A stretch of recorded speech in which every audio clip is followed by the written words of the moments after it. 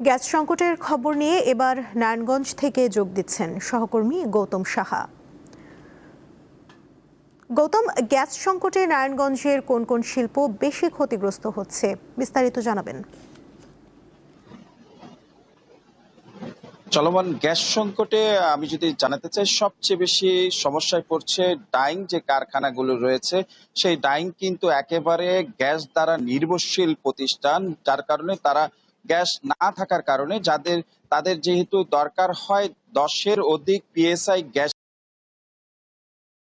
কিন্তু পাচ্ছে না। শূন্যের কোঠায় আজকে আমি বেশ কিছু কারখানা ঘুরে দেখেছি, শূন্যের কোঠায় চলে আসছে। বেশ কয়েকদিন যাবৎ কারখানা ঘুরে দেখেছি শূন্যের কোঠায় চলে আসছে। বেশ কয়েকদিন যাবৎ গ্যাস সংকটে তাদের উৎপাদন একেবারেই কিন্তু অনেকটা বন্ধ রয়েছে। আমরা এই গ্যাস সংকটে ডাইংকের পাশাপাশি পোশাক কারখানা, স্পিনিং মিল রয়েছে, এগুলা কিন্তু প্রায় উৎপাদন অনেকাংশে অনেকটি বন্ধ রয়েছে, অনেকটা পুরোটাই বন্ধ রয়েছে। আমরা বিকেএমই যে বিষয়টি আমাদের জানিয়েছেন, এখন পর্যন্ত প্রায় 300-এরও অধিক পোশাক কারখানা কিন্তু বন্ধ রয়েছে যে বিষয়টি জানিয়েছেন, এবং সেই সাথে এই উৎপাদন প্রায় 40-50% কমে এসেছে বলে সে বিষয়টি জানিয়েছেন, এবং এতে প্রায় ক্ষতি গ্যাস সংকটে যে পোশাক কারখানাগুলোর যে সমস্যায় পড়ছেন সেই বিষয়ে আমরা জানতে এখন কথা বলবো। এখানকার যিনি রয়েছেন বাংলাদেশের ডাইং ওনার্স অ্যাসোসিয়েশনের পরিচালক এবং ওয়েবটেক্স এর যে অ্যাপারেলস আছে, এই ইউনাইটেড অ্যাপারেলস এর সে চেয়ারম্যান এবং পরিচালক, তার সাথে লিটন। গ্যাস সংকট রয়েছে, পোশাক খাতে আপনাদের উৎপাদন কেমন প্রভাব পড়ছে, এই থেকে আসলে উত্তরণের উপায়টা কি? ধন্যবাদ।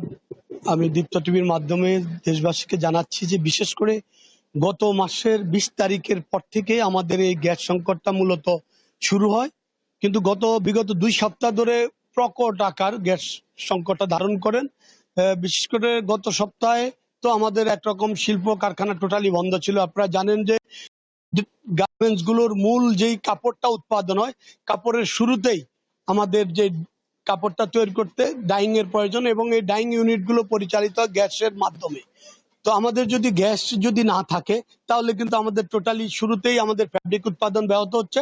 পাশাপাশি আমাদের গার্মেন্টস গুলোতে আমাদের যে কিছু কিছু সেক্টর, বিশেষ করে ফিনিশিং সেক্টর, আমাদের ওয়াচিং সেক্টর গুলো, এগুলো মূলত গ্যাস নির্ভর।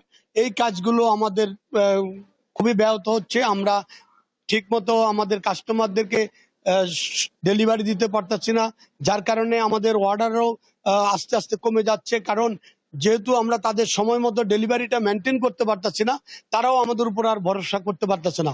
তাই আমি বিশেষ করে এই সংকটময় মুহূর্তে বাংলাদেশ সরকারের মাননীয় প্রধানমন্ত্রীর কাছে আমার বিনীত আবেদন থাকবে, কারণ গতকালকে আমাদের বিকেএমই থেকে একটা সংবাদ সম্মেলন হয়েছে, আজকে আমাদের ডাইং ওনার্স অ্যাসোসিয়েশনের একটা সংবাদ সম্মেলন আছে সন্ধ্যা 6টায়।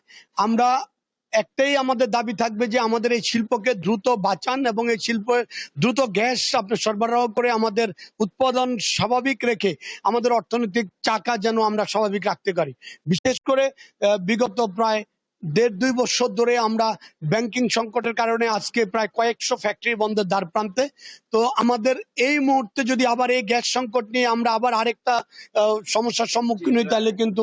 লিটন পাল, আপনাকে ধন্যবাদ। আমরা জানছিলাম গ্যাস সংকটে যে সমস্যা রয়েছে সবকিছু মিলিয়ে সরকার এই উত্তরণের পথ খুঁজে বের করবেন এবং পোশাক কারখানার চাকা সচল রাখবেন, সেই দাবিটি জানিয়েছেন পোশাক কারখানার। এই ছিল আসলে আমার কাছে এখন পর্যন্ত সর্বশেষ। গৌতম, ধন্যবাদ আপনাকে।